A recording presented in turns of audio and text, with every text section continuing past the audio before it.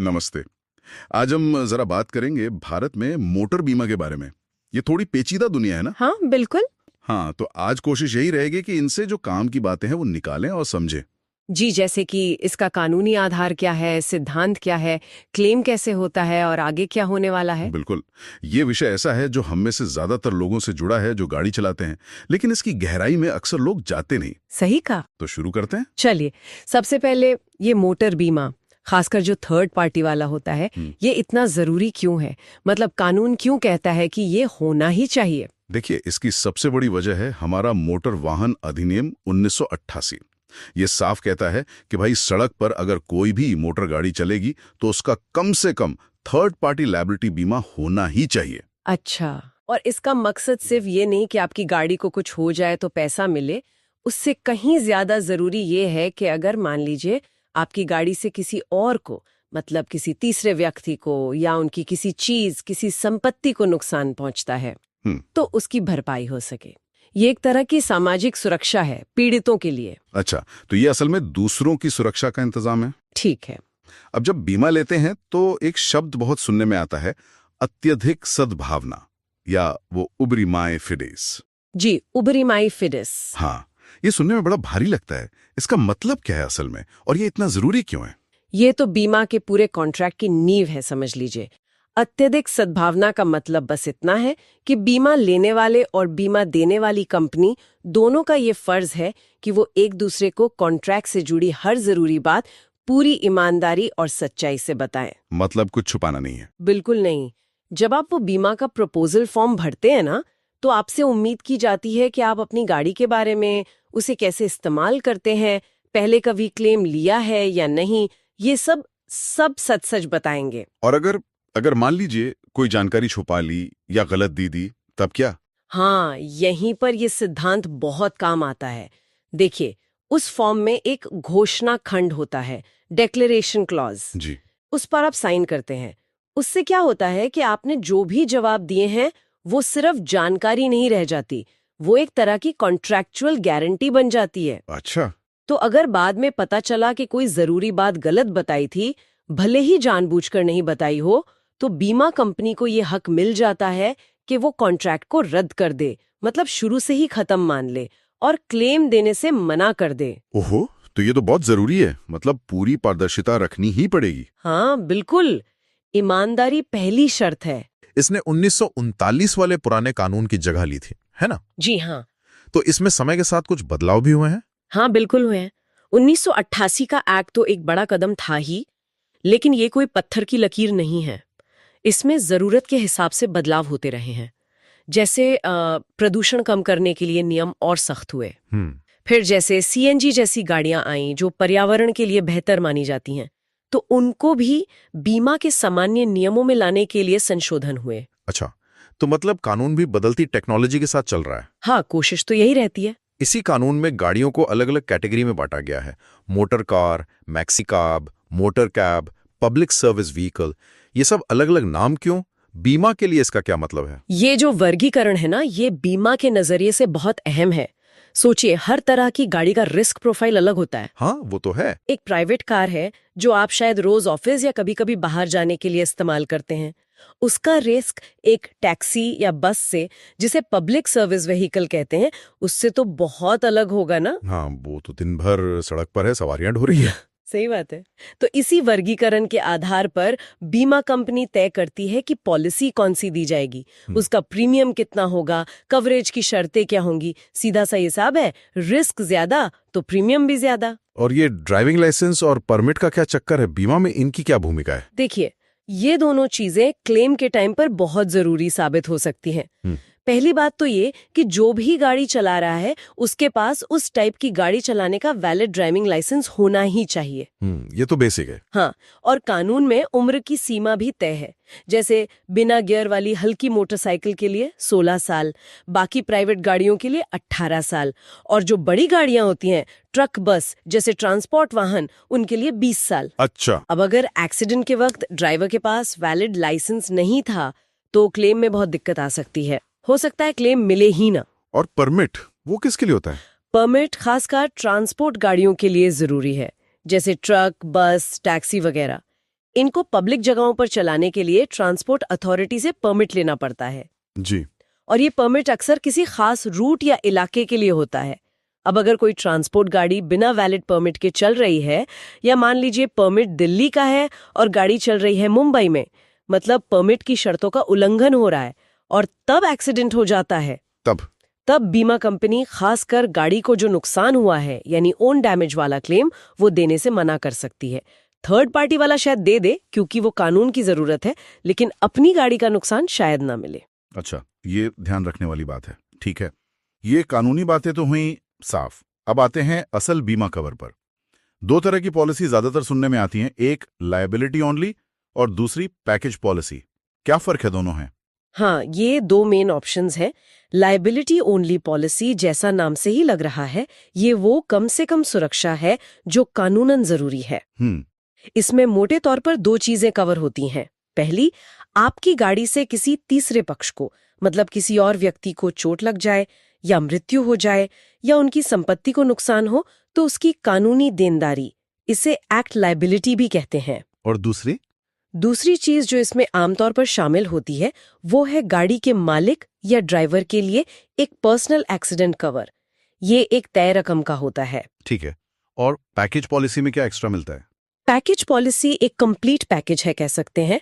इसमें liability only वाले सारे फायदे तो हैं ही, अच्छा, उसके साथ साथ आपकी अपनी गाड़ी को जो नुकसान होता है यानी ओन डैमेज या ओडी कवर, वो भी इसमें जुड़ जाता है। तो मतलब अपनी गाड़ी की टूट फूट का कवर भी मिल जाता है। हाँ बिल्कुल, इसीलिए ज्यादातर लोग, खासकर अगर गाड़ी नई है या महंगी है, तो पैकेज पॉलिसी ही लेना पसंद करते हैं। ये जो थर्ड पार्टी लायबिलिटी कवर है, इसको थोड़ा और समझाएंगे। संपत्ति के नुकसान और शारीरिक चोट के लिए क्या कोई लिमिट होती है? हाँ, इसमें फर्क है। देखिए, अगर आपकी गाड़ी से किसी तीसरे पक्ष की संपत्ति को नुकसान होता है, जैसे मान लीजिए किसी की कार ठुक गई या दीवार गिर गई, तो कानून ने एक लिमिट तय कर दी है। अभी के हिसाब से बीमा कंपनी ज्यादा से ज्यादा 7.5 लाख रुपए तक का मुआवजा देगी। अगर 2 पहिया वाहन है तो ये लिमिट कम है, 1 लाख रुपए। हाँ, अगर आपने पॉलिसी लेते समय जानबूझकर इससे भी कम लिमिट चुनी है तो वो अलग बात है। 7.5 लाख, ठीक है। और अगर किसी इंसान को चोट लग जाए या मृत्यु हो जाए तो वहां स्थिति बिल्कुल अलग है। शारीरिक चोट या मृत्यु के मामले में कानून ने मुआवजे की कोई ऊपरी सीमा, मतलब कोई फाइनेंशियल लिमिट तय नहीं की है। कोई लिमिट नहीं जी, नहीं। इन दावों का फैसला होता है मोटा एक्सीडेंट क्लेम्स ट्रिब्यूनल में, जिसे मैक्ट कहते हैं। मैक्ट, ये क्या है? ये खास अदालतें या ट्रिब्यूनल हैं जो सिर्फ सड़क दुर्घटना के मुआवजे के केस देखती हैं। वो बहुत सारी चीजें देखती हैं, जैसे पीड़ित की उम्र क्या थी, वो कितना कमाते थे, चोट कितनी गंभीर है, कितने लोग उन पर निर्भर थे। इन सब बातों को ध्यान में रखकर दो मुआवजे की रकम तय करती हैं। ये रकम लाखों में, करोड़ों में भी हो सकती है। अच्छा, ये तो बहुत अहम जानकारी है। अब आते हैं ओन डैमेज यानी ओडी कवर पर। इसमें अपनी गाड़ी को किन किन चीजों से हुए नुकसान का कवर मिलता है? ओडी कवर काफी विस्तृत होता है। इसमें आपकी गाड़ी को कई तरह के खतरों से सुरक्षा मिलती है, जैसे कि सड़क पर एक्सीडेंट हो गया, गाड़ी में आग लग गई या कोई धमाका हो गया, आसमानी बिजली गिर गई, गाड़ी चोरी हो गई, कहीं दंगा फसाद या हड़ताल हो रही थी, उसमें गाड़ी को नुकसान पहुंच गया, किसी ने जानबूझकर शरारत की या तोड़फोड़ कर दी, कोई आतंकवादी गतिविधि हो गई। फिर प्राकृतिक आपदाएं भी हैं, जैसे जमीन खिसक गई, बाढ़ आ गई, तूफान, ओले, चक्रवात, इन सब से होने वाला नुकसान कवर होता है। और अगर गाड़ी कहीं ले जा रहे हो, जैसे ट्रेन या ट्रक पर? हाँ, वो भी। अगर आप अपनी गाड़ी को रेल, सड़क, लिफ्ट या पानी के जहाज से कहीं ट्रांसपोर्ट कर रहे हैं और उस दौरान उसे कोई नुकसान होता है, तो वो भी ओडी कवर में शामिल है। काफी कुछ कवर होता है इसमें। क्या कुछ ऐसा भी है जो कवर नहीं होता, मतलब एक्सक्लूजन्स? हाँ, बिल्कुल है। कुछ चीजें हैं जो ओडी कवर में शामिल नहीं होती, जैसे गाड़ी के रोजमर्रा के इस्तेमाल से जो नॉर्मल घिसावट होती है या छोटी मोटी टूट फूट, वेयर एंड टेयर, वो कवर नहीं होती। ठीक है। फिर समय के साथ पार्ट्स की वैल्यू कम होती है, जिसे डेप्रिसिएशन कहते हैं, वो क्लेम के समय काटा जाता है। और अगर गाड़ी के इंजन, गियरबॉक्स या बिजली के सिस्टम में अपने आप कोई खराबी आ जाए, मैकेनिकल और इलेक्ट्रिकल ब्रेकडाउन, तो वो भी कवर नहीं होती। अच्छा, मतलब अगर इंजन खराब हो गया तो बीमा नहीं मिलेगा? इंजन खराब होने का खर्च नहीं मिलेगा, लेकिन यहाँ एक पेच है। मान लीजिए गाड़ी का ब्रेक फेल हो गया ये एक मैकेनिकल खराबी है। ब्रेक ठीक कराने का खर्च शायद ना मिले, लेकिन ब्रेक फेल होने की वजह से गाड़ी आगे जाकर किसी चीज से टकरा गई और बॉडी को नुकसान हुआ, तो ये जो टक्कर से नुकसान हुआ है ना, ये परिणामी नुकसान, कॉन्सिक्वेंशियल डैमेज है, ये कवर हो सकता है। अच्छा, ये तो दिलचस्प है। ठीक है, अब जरा प्रीमियम और क्लेम से जुड़े कुछ और जरूरी शब्दों पर आते हैं। एक टर्म है IDV, इंश्योर्ड डिक्लेयर्ड वैल्यू। ये क्या होता है, इसका क्या महत्व है? IDV पॉलिसी का एक बहुत ही अहम हिस्सा है, खासकर जब क्लेम की नौबत आती है। IDV का मतलब है बीमित घोषित मूल्य। ये वो ज्यादा से ज्यादा रकम है जो बीमा कंपनी आपको तब देगी जब आपकी गाड़ी या तो पूरी तरह से खत्म हो जाए, मतलब टोटल लॉस, TL हो जाए, या चोरी हो जाए। टोटल लॉस मतलब बिल्कुल कबाड़। हाँ, या इतनी बुरी तरह डैमेज हो जाए कि उसे ठीक कराने का खर्च बहुत ज्यादा हो। एक और स्थिति होती है CTL, constructive total loss. CTL, हाँ, ये तब माना जाता है जब गाड़ी की मरम्मत और उसे वापस ठीक ठाक हालत में लाने का अनुमानित खर्च गाड़ी के IDV के 75% से ज्यादा हो। मतलब अगर 10 लाख की IDV है और मरम्मत का खर्चा 8 लाख आ रहा है, तो उसे CTL मान लिया जाएगा। और तब भी IDV जितनी रकम मिल जाएगी। हाँ, उस स्थिति में भी बीमा कंपनी IDV के बराबर मुआवजा दे सकती है, बस उसमें से जो भी कबाड़ की वैल्यू होगी वो घटा दी जाती है। ठीक है, और ये IDV तय कैसे होती है?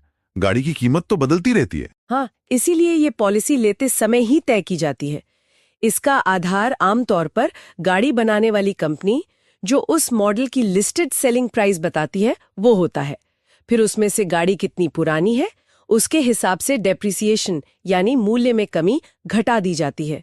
ये एक तरह से पॉलिसी पीरियड के लिए आपकी गाड़ी की बीमा वाली कीमत बन जाती है। समझ गया। अब प्रीमियम कम करने का एक तरीका है NCB, नो क्लेम बोनस। ये क्या बला है और कैसे काम करता है? फायदा क्या है इसका? NCB यानी नो क्लेम बोनस, ये आपकी अच्छी और सेफ ड्राइविंग का इनाम है, कह सकती हूँ। इनाम कैसे? अगर आप पूरे एक पॉलिसी साल में अपनी गाड़ी के ओन डैमेज OD कवर के तहत कोई भी क्लेम नहीं करते, एक भी नहीं? जी, एक भी नहीं, तो अगली बार जब आप पॉलिसी रिन्यू कराएंगे तो बीमा कंपनी आपको प्रीमियम पर डिस्काउंट देगी। इसी को कहते हैं नो क्लेम बोनस। कितना डिस्काउंट मिलता है? ये हर क्लेम फ्री साल के साथ बढ़ता जाता है। जैसे पहले साल कोई क्लेम नहीं लिया तो अगले साल शायद 20% छूट मिले, फिर दूसरे साल भी कोई क्लेम तो छूट बढ़कर 25% हो सकती है, फिर 35%, 45%, और अगर लगातार 5 साल तक कोई क्लेम नहीं लिया तो ये छूट 50% तक पहुंच भी सकती है। 50%? मतलब आधा प्रीमियम माफ? ये तो बहुत बढ़िया है। हाँ, ये काफी बड़ा फायदा है। लेकिन अगर मैं गाड़ी बेच दूं या बदल लूं या बीमा कंपनी ही बदल लूं, तब इस NCB का क्या होगा? ये तो चला जाएगा। नहीं, यही तो NCB की सबसे खास बात है।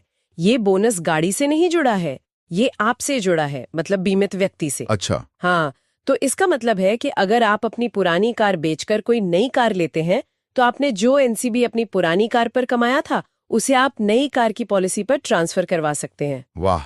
NCB साथ ले जा सकते हैं, बस एक छोटी सी शर्त होती है कि पुरानी पॉलिसी खत्म होने के 90 दिनों के अंदर अंदर आपको नई पॉलिसी ले लेनी चाहिए। तो ये तो एक तरह से पोर्टेबल रिवॉर्ड हो गया अच्छी ड्राइविंग का। बिल्कुल सही। ठीक है, NCB तो ग्राहक और कंपनी के बीच की बात हो गई, लेकिन मान लीजिए 2 गाड़ियां हैं, दोनों का बीमा है और वो आपस में टकरा जाती हैं, तो क्या कंपनियों के बीच भी आपस में कोई सिस्टम होता है क्लेम निपटाने का?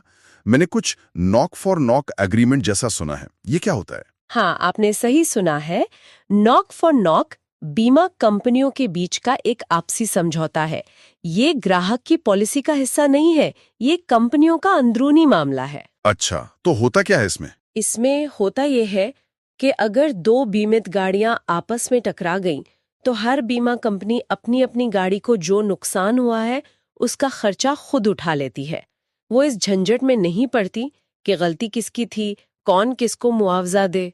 अरे, तो फिर पता कैसे चलता गलती किसकी थी? वो पता करने की कोशिश ही नहीं करते इस समझौते के तहत। बस मेरी गाड़ी का नुकसान मैं भरूंगी, तुम्हारी गाड़ी का तुम भरो। इसका फायदा क्या है और क्या कोई नुकसान भी है इसका?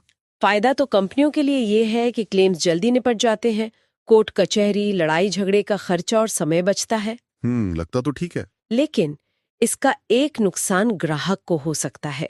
सोचिए, आपकी गाड़ी का नुकसान आपकी ही बीमा कंपनी ने भरा नॉक फॉर नॉक समझौते के तहत। हाँ। तो क्योंकि आपके पॉलिसी से क्लेम पे हुआ है, आपका नो क्लेम बोनस 0 हो सकता है। भले ही मेरी गलती ना हो। हाँ बिल्कुल, क्योंकि टेक्निकली क्लेम तो आपकी पॉलिसी पर ही आया ना, तो भले ही टक्कर में आपकी कोई गलती नहीं थी, आपका कमाया हुआ एनसीबी जा सकता है। ये जानना बहुत जरूरी है। अरे बाप रे, ये तो ध्यान रखने वाली बात है।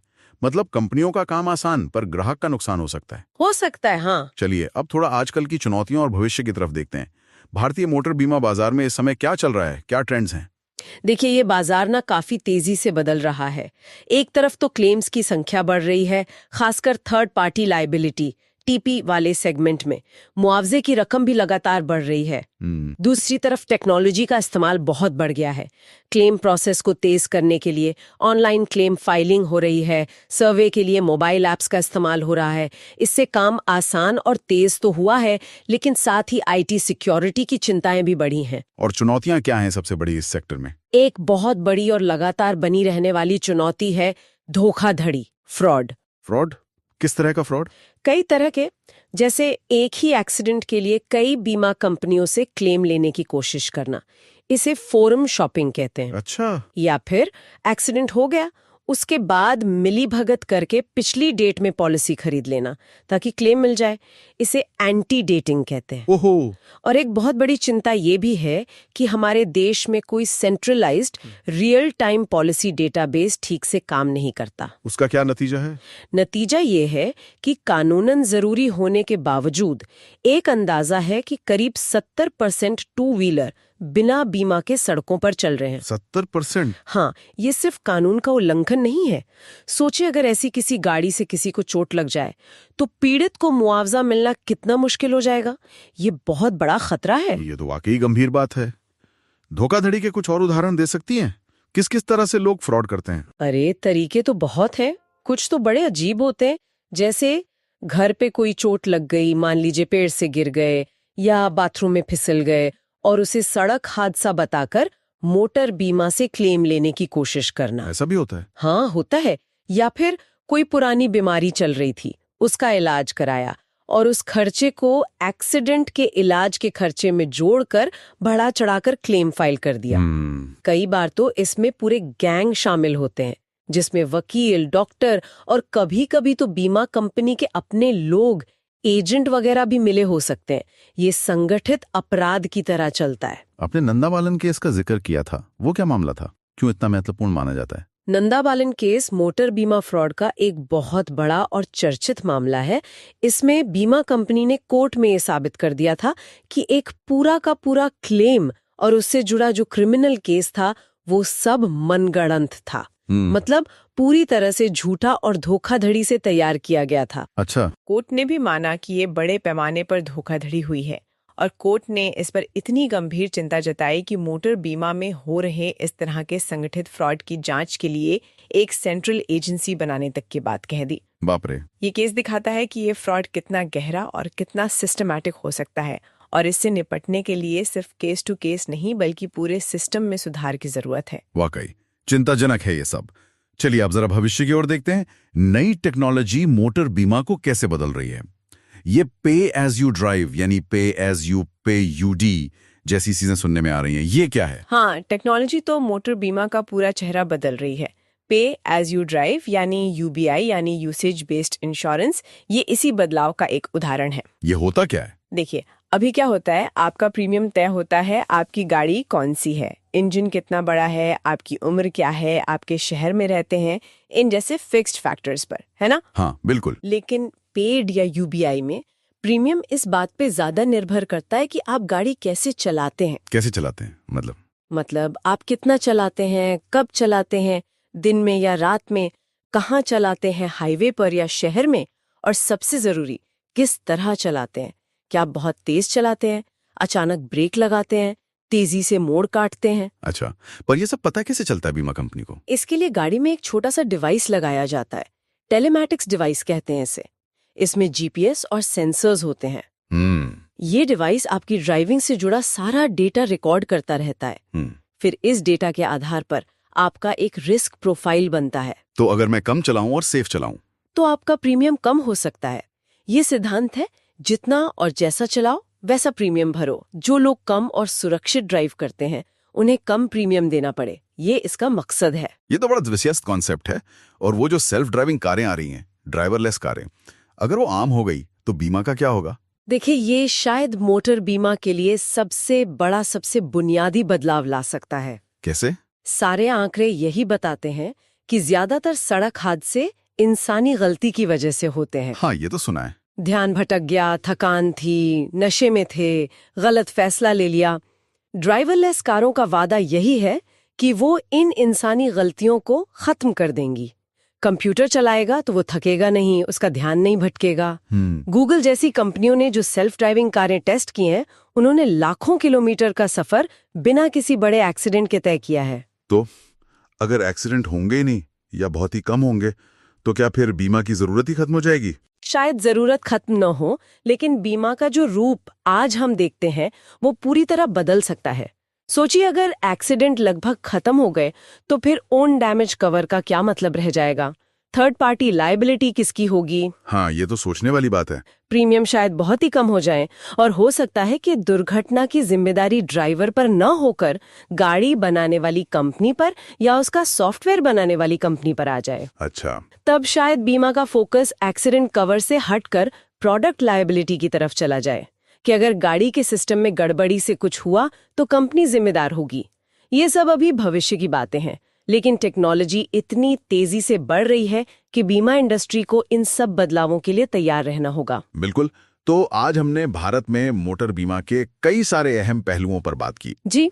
कानूनी जरूरत से लेकर अत्यधिक सद्भावना जैसे सिद्धांत, पॉलिसी के प्रकार, आईडीवी, एनसीबी, क्लेम की प्रक्रिया। हाँ, और धोखाधड़ी जैसी चुनौतियां और टेक्नोलॉजी से आने वाले बड़े बदलावों तक। ये साफ है कि ये एक बहुत ही डायनामिक फील्ड है, ठहरा हुआ नहीं है कुछ भी। बिल्कुल। बीमा कंपनियों के सामने कई चुनौतियां हैं। फ्रॉड रोकना है, बिना बीमा वाली गाड़ियों की समस्या से निपटना है, और साथ ही इलेक्ट्रिक गाड़ियां आ रही हैं, कनेक्टेड कारें हैं, सेल्फ ड्राइविंग टेक्नोलॉजी है। इन सब के साथ तालमेल बिठाना है। ये चुनौतियां भी हैं और नए अवसर भी। सही कहा। चलिए, आज की इस गहरी पड़ताल को यहीं रोकते हैं, लेकिन श्रोताओं के सोचने के लिए एक सवाल छोड़ जाते हैं। जरा कल्पना कीजिए उस भविष्य की जब गाड़ियां पूरी तरह से खुद चलने लगेंगी और सड़क हादसे शायद म्यूजियम की बात हो जाएंगे। उस दुनिया में मोटर बीमा कैसा दिखेगा? क्या उसकी जरूरत वैसी ही रहेगी जैसी आज है, या वो कुछ बिल्कुल ही अलग बन चुका होगा? इस पर विचार जरूर कीजिएगा।